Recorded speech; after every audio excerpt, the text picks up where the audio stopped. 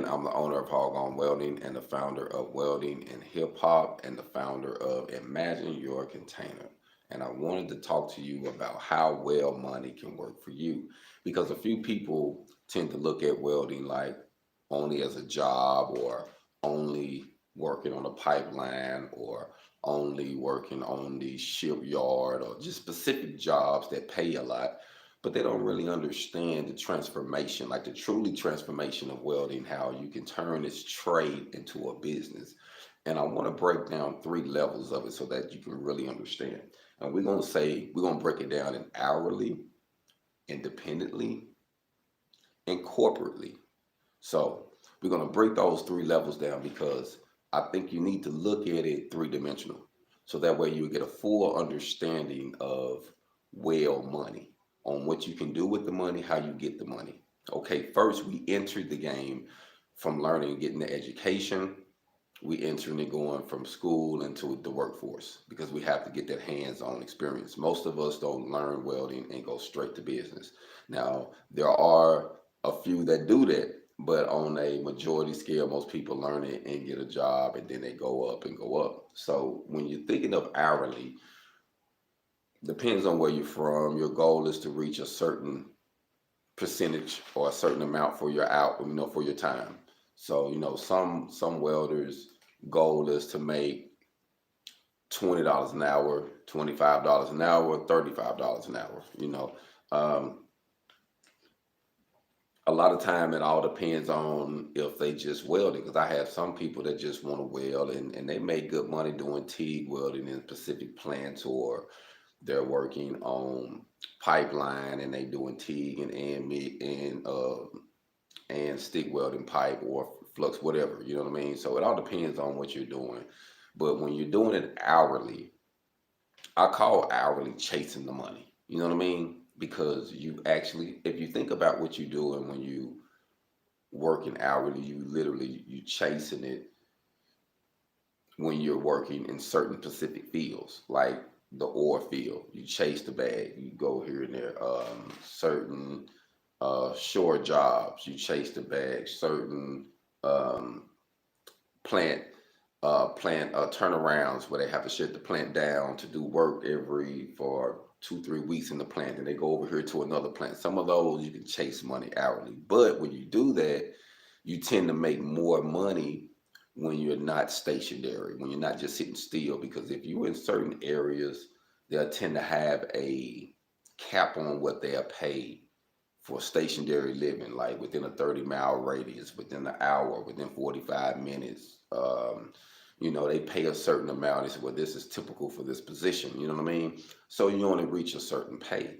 But when you chase the bag, so to speak, you tend to get more money. I made my most money field welding, mobile welding, traveling doing installations. I was actually putting in storefronts. We was doing structural installations. We was doing RTU frames, reinforcement, stuff like that. And we was going to different shopping centers and small plasmas and malls and even some airports. And we was putting in like Bad Body Works, Victoria's Secret, different type of stores. And I think the company that the guy got this contract through was called Verizon. I think it was called Verizon. But anyway, chasing that money hourly, I got a chance to see money that I never would have seen if I was stationary. But I think that's a transition though, because we start off getting one way. And if you got that independent spirit, you want to get it and then you want to do you. But you want to figure out how to do you because we're not taught. You know what I mean? We have to really learn or invest in that education. We have to pay. And some of us will even get the money and don't want to spend $200-300 on some education, or $500 or $1,000, not knowing that money going to bring us back once we get some financial literacy. Because a lot of times we'll get the money coming from different backgrounds, especially the Black Native, the African American background. Once we get a little money, we want to show our money because we never really had nothing, you know what I mean? And we don't know the true value other than it can buy me what I never had. It can take me places I've never been. You know what I mean? It can make people look at me a certain way, and that's how we view it a lot of times. And so it's okay to get it because when you first getting it, you're gonna do those type of things. That's part of it. To me personally, I think everybody have their own way of dealing with it. Some people go straight focus, but some of us have to go in stages. But that's fine though, because like I say, hourly is what it is. But you want to reach a certain level. But what the main goal is, while you working hourly, be putting some of that income back, investing in tools, investing in your own welder, investing in different equipment you need. So that way you can figure out what you want to do once you strike out on your own. And you want to be able to find your niche or your lane while you're doing it hourly. You know, you can get paid to figure out what your business plan is going to be. Think about that. Let them pay you on the job to help you determine, man, do I want to do in this field? Do I want to do this? And it'll help you if you really open your eyes up.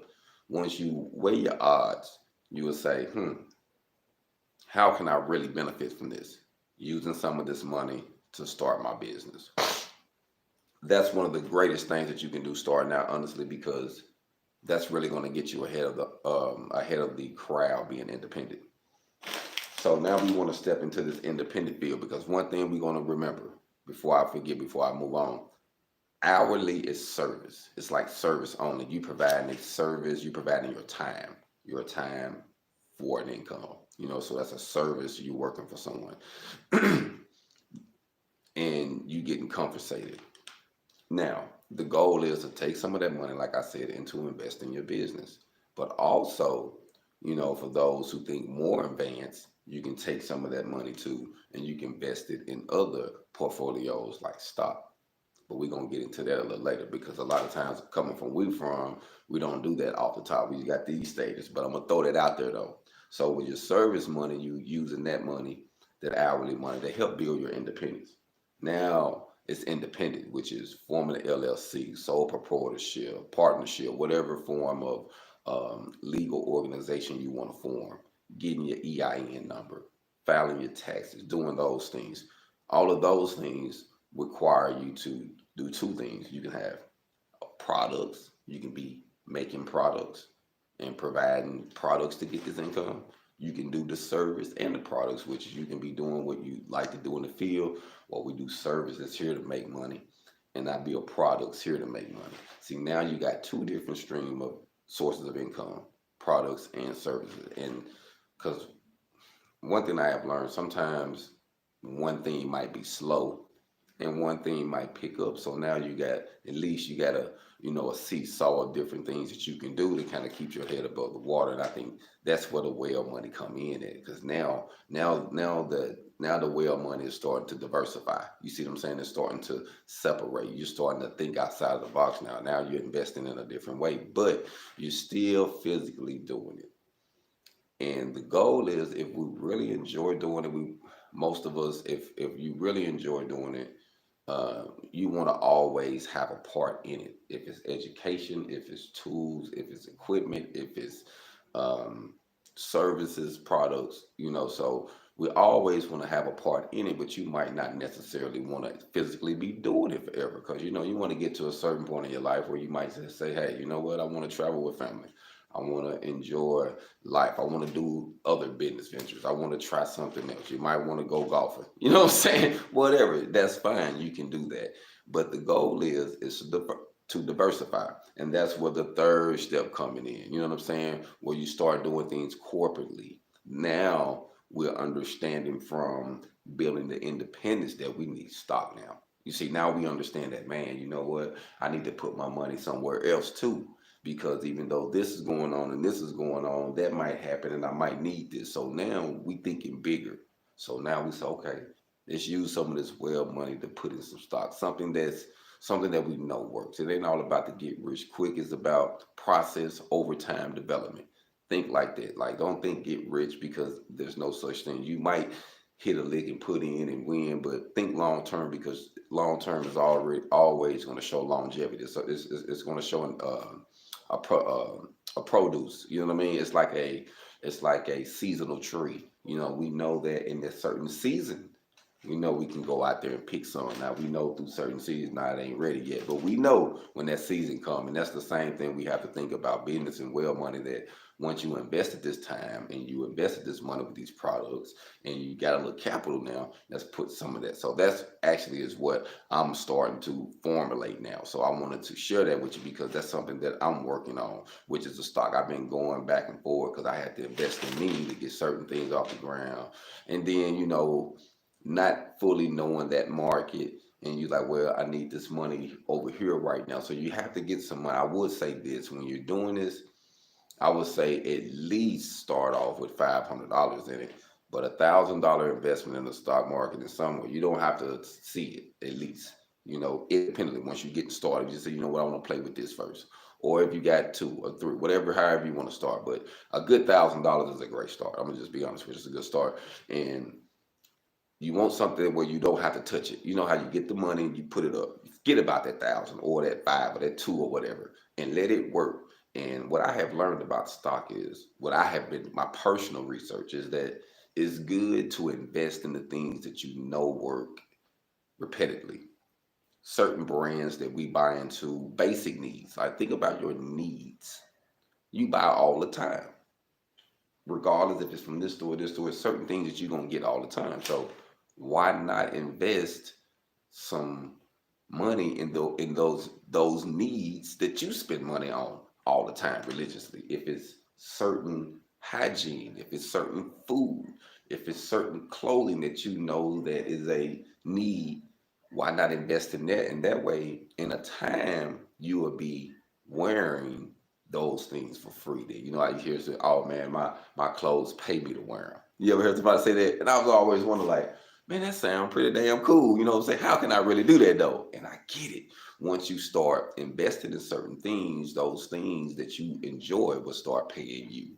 And now we getting into some real well money. Now you diversifying big time because now not only do you have your skill, your service, now you have a product, now you got a portfolio in stock. So now you have a few different things going on while you still building you, while you still enjoying life. And you might just step back at this time. You might just do some tutoring or some classes or some hands-on, or you might open up a store. I know a few guys, older guys, and that's one of the things that I want to do most definitely is open up a Weld supply store, because a lot of them are seasoned vets or been in it for a while, and they know the people, and the certain products that they have, and the people trust them because they give them good information. And it ain't only about the products, but certain products are going to always sell.